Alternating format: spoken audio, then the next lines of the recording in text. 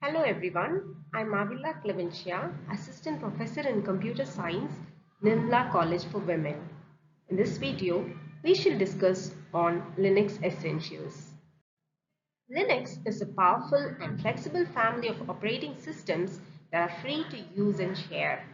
It was created by a person named Linus Torvalds in 1991 right from scratch. The Linux operating system is a type of operating system which is very much similar to Unix, but it is built upon the Linux kernel. The Linux kernel is like the brain of the operating system because it manages how the computer interacts with its hardware and resources. To create a full and functional system, the Linux kernel is combined with a collection of software packages and utilities which are together called Linux distributions. Linux distributions make the Linux operating system ready for users to run their applications and perform their tasks on computers very securely and very effectively. Linux distributions comes in different flavors, each tailored to suit the specific needs and preferences of users. The Linux distribution is an operating system that is made up of a collection of software based on the Linux kernel. The distribution contains the Linux kernel and supporting libraries and software. Around 600 and more than 600 Linux distributions are currently available, and some of the popular ones are listed here: MX Linux, Manjaro, Linux Mint, Elementary, Ubuntu, Debian, Solus, Fedora, OpenSUSE, and Deepin. Among these, Ubuntu, Debian are recently used most commonly.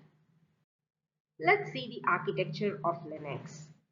Kernel is one of the main core components of the Linux-based operating system. It virtualizes the common hardware resources of the computer to provide each process with its virtual resources. This makes the process seem as if it is a sole process running on the machine.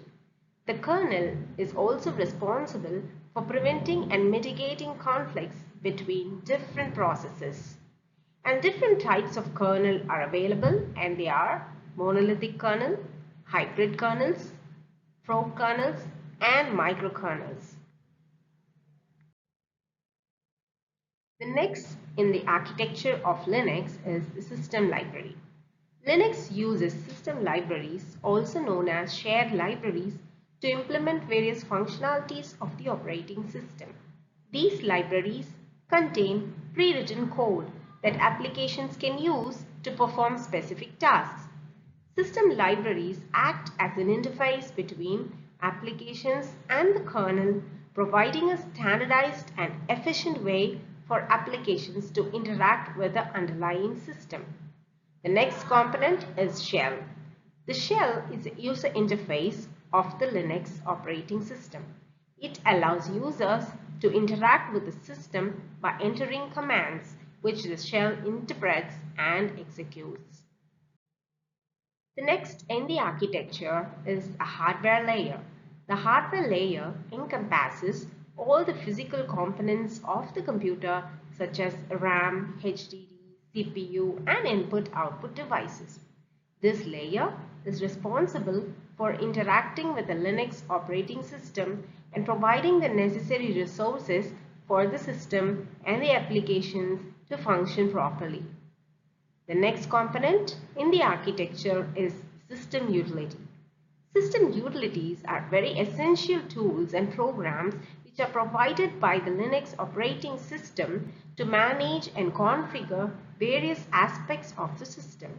These utilities perform tasks such as installing software, configuring network settings, monitoring system performance, managing users and permissions, and much more. The main advantage of Linux is it is an open source operating system. This means that the source code is easily available for everyone, and anyone are allowed to contribute and modify, distribute the code to anyone without any permission. In terms of security, Linux is more secure than any operating system. It does not mean that Linux is 200% secure. It has some malware for it, but it's less vulnerable than any other operating system. So, it does not require any antivirus software. The software updates in Linux are easy and frequent. Various Linux distributions are available so that you can use them according to your requirements or according to your taste.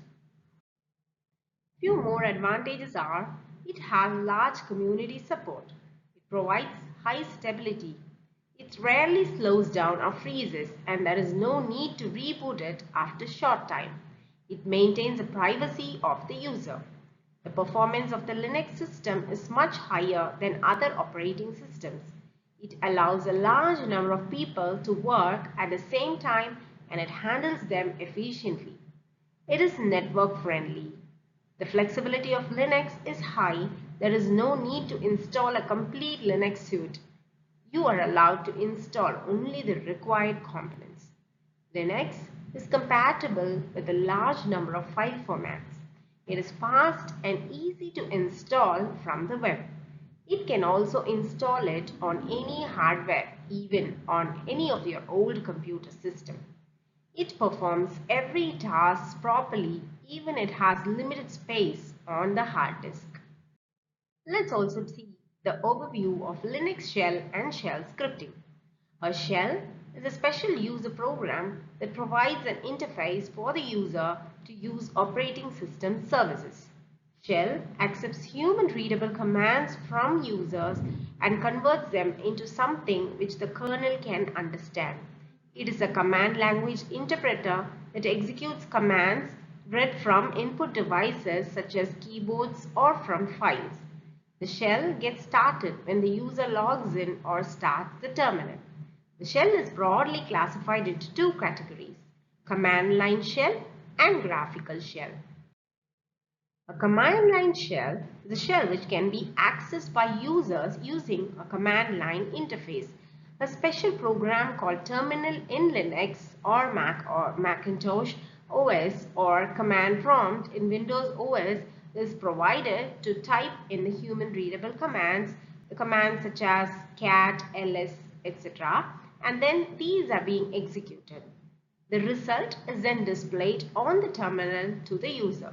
This is how command line shell is being used. Next is the graphical shells. Graphical shells provides means for manipulating programs based on graphical user interface by allowing for operations such as opening, closing, moving and resizing windows as well as switching focus between windows. We shall see the insights of shell programming in the next video. Thank you.